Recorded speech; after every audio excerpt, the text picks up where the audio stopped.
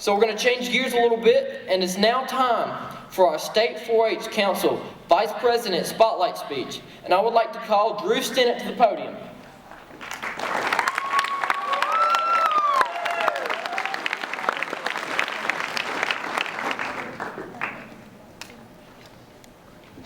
Thanks, Brandon. How are you guys doing? Good. I'm so glad to be here with you this afternoon, actually.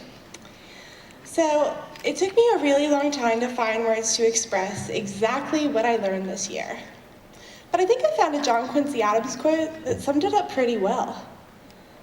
He said, "When your actions inspire others to do more, learn more, dream more, and become more, then you're a leader." 13 months ago, I was standing on this stage as your newly elected State Council Vice President, and I was excited and unstoppable because I thought I knew everything about leadership. After all, I had been a 4-H'er for nearly 12 years, and if all of those workshops and retreats hadn't taught me everything there was to know about leadership, nothing could, right? Well, last year I also made the promise to give 110% to this office if I had been elected, and at the time, I thought that I knew what that meant, and I thought that I was being honest. I also thought, like I said, I knew everything about leadership, but I was wrong. And if you ask anyone who knows me, they will tell you that is usually really hard for me to admit. Now, I'm going to tell you a little bit about myself, but first, I think you really need to get to know me. I'm one of the biggest, scariest monsters that hides under my bed. Since early high school, since preschool, I've had a really, really hard time dealing with anxiety.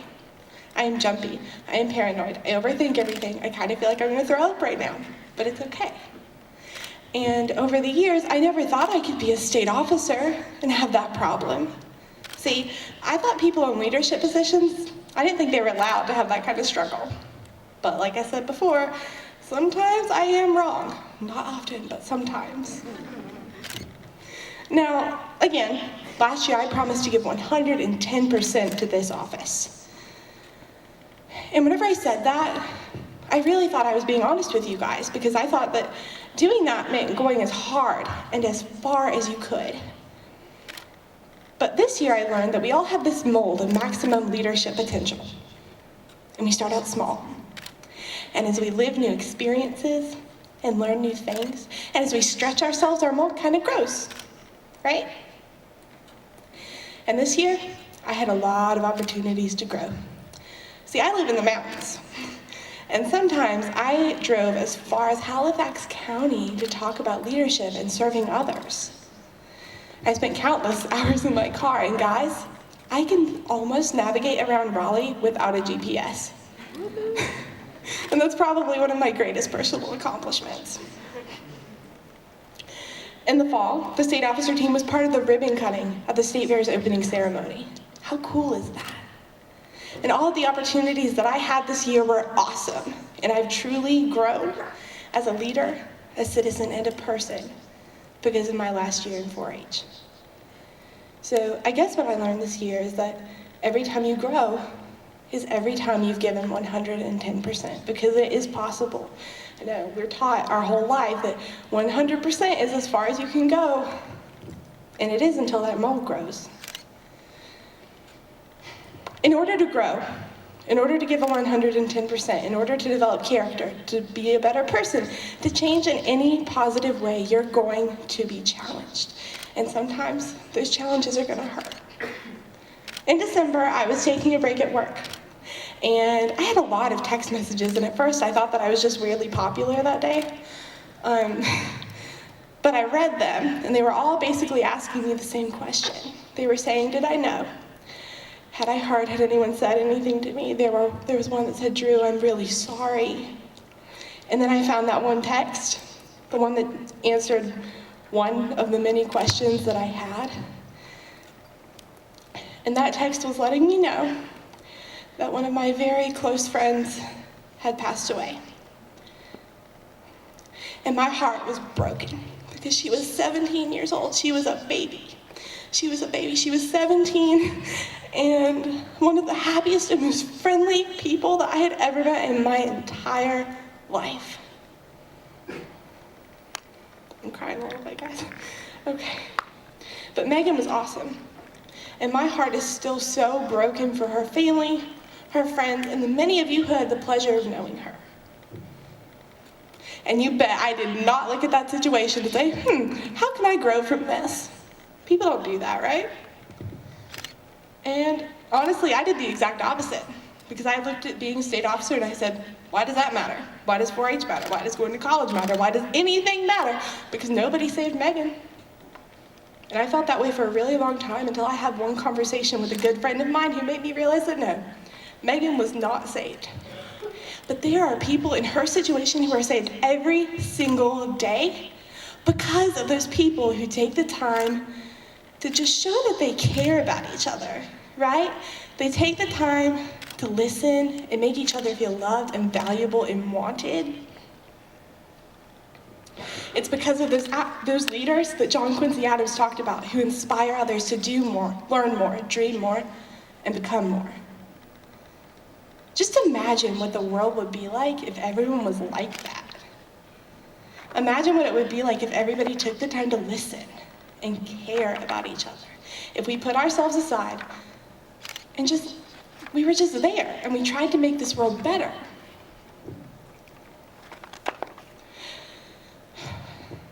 Think about this. For the rest of our conference, North Carolina 4-H, I challenge you to be that person. Take the time to show that you care about each other. Do something that for at least one person makes this world better. Talk to somebody who might seem like they're a little shy. Help out your 4-H agent. Just go out of your way to do something positive. See, we're all lucky enough to have been involved in this program. We're lucky enough to be 4-Hers, and we're lucky enough to have been taught what it is to be a good leader, a good citizen, or just a good person, right? And there were a few people who aided in teaching me those very important lessons. Miss Denise, where are you at? Right there in the back, that bright yellow shirt. Miss Denise is my 4-H agent. And she has been my 4-H agent since as long as I can remember. Miss Denise, you are truly selfless, and I am so grateful to have had you in my life. I cannot remember a time where you haven't been there to be a positive role model for me and show me the kind of human being I want to grow up to be like. Thank you so much. Renee and Chip Worrell were some of my first 4-H leaders, and I don't know if they're here. I don't know if they got to stop in or not, but Hannah and Chip and Renee and their whole family have been there again for as long as I can remember, and they were the first people who showed me that 4-H can be your family too. Thank you guys so much for everything that you've done. Thank you to my officer team, Madeline, Brandon, and O'Shea. We are 4 pieces of the same puzzle, and we can be proud of the job that we did this year. Thank you to Miss Sarah, Miss Shannon, Dr. Yoder, and Dr. Downing for your great words of advice and leadership throughout the last 13 months.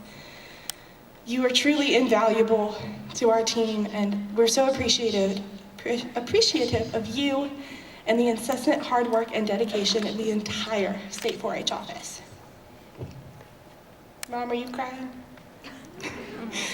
My parents are back here, and they can come on up now. Mom and Dad, don't cry, Mom. Mom and Dad, for the last 19 years, you guys have always stepped out. You've made me step out of my comfort zone, and you've stepped out of your comfort zone so that I can pursue bigger and better things for myself. And I'm just so thankful for that. Now, guys, when I came home from State Council Conference in 2014, I looked at my dad when he was driving me home, and I said, hey, I want to be a state officer. And he's like, you want to be what? You want to work for the governor? No, and that's the thing, is they never really asked a lot of questions because they just knew that if I wanted to do something, they were going to do whatever it took to get me where I wanted to be. So if I get too close to that, this mic's going to be kind of crazy, so hold on. I'm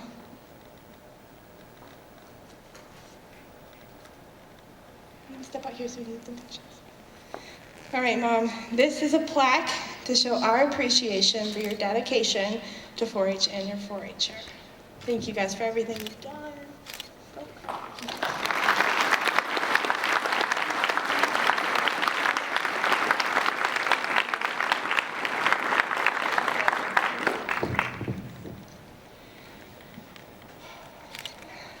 This is an awesome thing to be looking at right now. Each and every one of you have what it takes to be the person who can change the world. As 4-Hers, you have nearly unlimited resources to do that, and I believe in you. Your 4-H agent believes in you, and all 500 and something family members you have in this room believe in you, right? I want you to remember, if nothing else I've said in the 10 minutes I've been up here, if you don't remember anything, just remember this. Be voices and not echoes. Do something that matters. Imagine what it would be like if we all step up, took control, and said the things that matter. Asked the hard questions. You matter. Okay, you matter. Your dreams matter and your voice matters. It's up to you to be brave enough to have the conversations that matter. Thank you guys so much, and happy Congress.